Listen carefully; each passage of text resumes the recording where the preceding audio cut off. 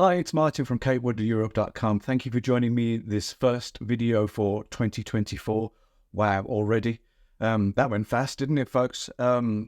Revelation after revelation, still in the Superman universe. We're on the verge now that Warner's have acquired the rights to the documentary about Christopher Reeve called Super/Man, which I don't know about you guys, but I'm really I'm looking forward to it, by gosh, like you wouldn't believe, but I'm kind of, hesitant to kind of launch into, how intimate that's going to be. By all accounts, there were cheers and tears and, it's going to be emotional, folks. So I think we should probably be prepared. In terms of the channel, in terms of Supermania, wow.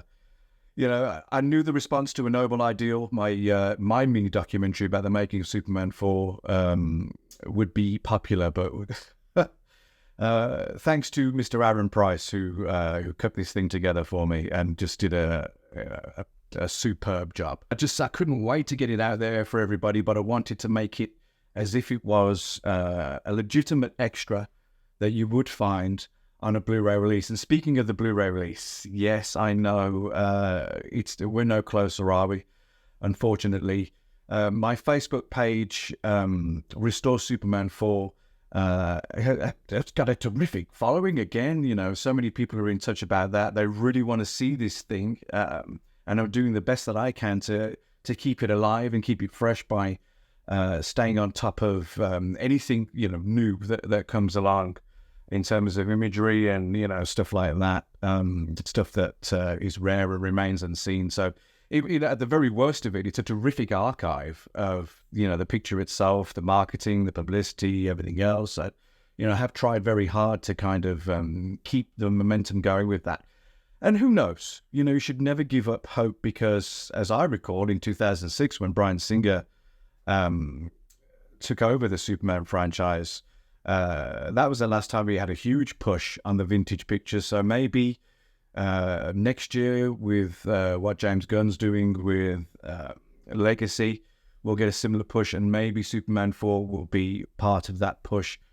That's how these things tend to happen, folks. If you look back historically, Warner's only any company for that matter, just dig into their archive to kind of push whatever is present. And this new DC universe that we're currently on the cusp of, maybe the catalyst that gets it out there. In the meantime, speaking of revelations, and speaking of legacy, and speaking of everything else, we're at the stage now, after 45 plus years, where we're strictly looking at what we call shed finds. It's a bit Antiques Roadshow like, if you're from the UK, but it's still fascinating to think that something of this kind of cosmic significance, and it is, it's 8 inches of plastic and cloth, but what it represents, and the era of what it represents, and the people that it represents, Derek Meddings, Stuart Freeborn, folks in the industry, this keeps their legacy alive. So let's have a closer look at this piece. And the first thing you'll notice, of course, is that it resembles somebody from the era, but not necessarily who you might be expecting. This is obviously a Mego Starsky figure from Starsky and Hutch. Quite why they elected to use that as opposed to the Mego Superman, which they obviously had also. That's where the boots were donated from. I don't know. There's a lot of mystery about this, because it's like, well, but according to the guy that put this together, according to the chap involved in the production, they literally just took what was to hand and threw it together, which obviously accounts for the nature of this very kind of primitive finish that we've got on this. And the UK didn't have the abundance of action figures that the US did. In fact, I'm sure that we didn't have Megos at all. I think most of our toys came from a UK company, or distributed by a UK company called Palatoy, who released a small number of this scale. So they probably just took what was to hand and threw it together. Now, on the other hand, it does it is a pre-production figure, and it does resemble Don Voight, if you look closely.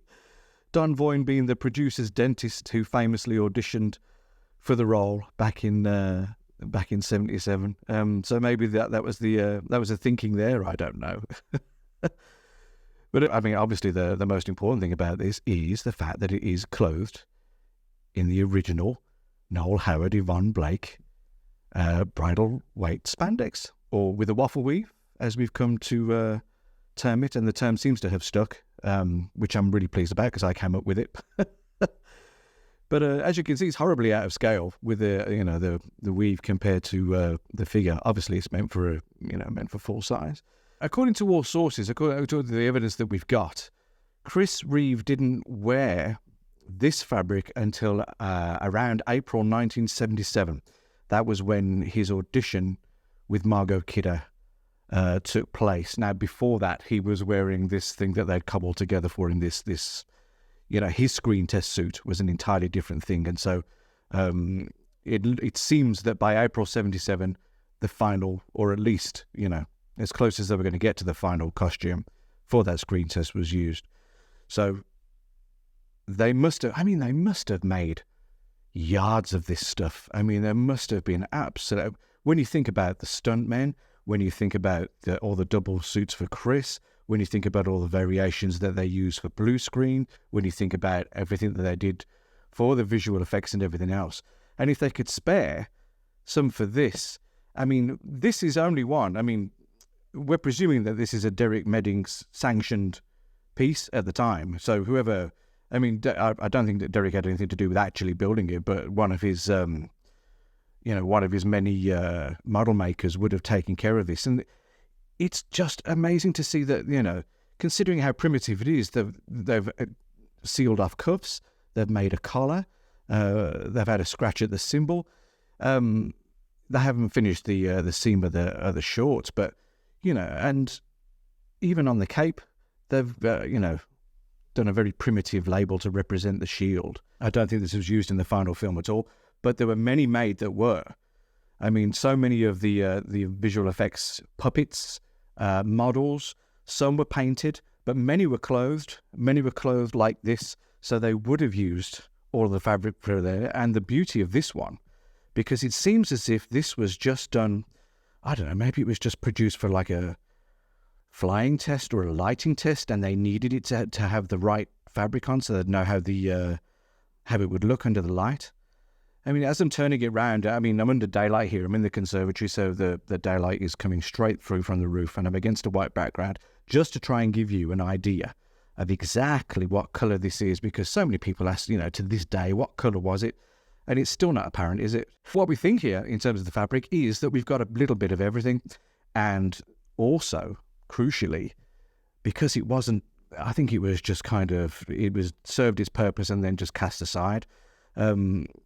It hasn't faded anywhere. It's beautifully kind of preserved. Every example of a full-size suit that I've ever seen, and if you want to see some of those, to scroll back through some of my YouTube videos, the tunic versus the tights is a different colour.